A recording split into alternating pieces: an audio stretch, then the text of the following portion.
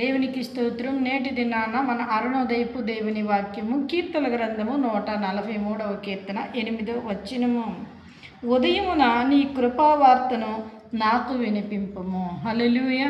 ఇక్కడ భక్తుడు దావీదు దేవునికి చేస్తున్న ప్రార్థన, ఉదయాన్నే నేను లేచిన వెంటనే నీ కృపావార్తను నాకు వినిపించు ప్రభువా. అనగా కృపావార్త అనగా దేవుని వాక్యము.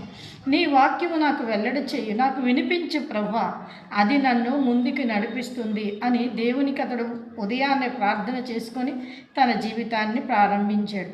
అందుకే తన జీవితంలో అనేకమైన విజయాలను అతడు పొందుకున్నాడు. ప్రతి విషయంలోనూ అతడు దేవుని చేతిలో వాడబడి ప్రతి విషయాన్ని అతడు జయించలేనిదంటూ ఏమీ లేకుండా అన్నీ జయించుకుంటూ వచ్చాడు. ఎందుకంటే దేవుని యొక్క వాక్యాన్ని ఉదయాన్నే ఆయన కృపావార్తను అతడు వినేవాడు. ప్రతిరోజు దేవునికి ప్రార్థన చేసేవాడు, నీ కృపావార్తను నాకు వినిపింపు ప్రభా.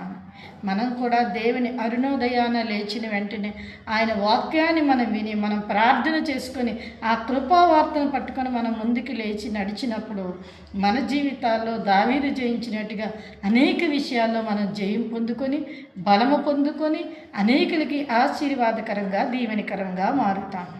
ఆమేన్.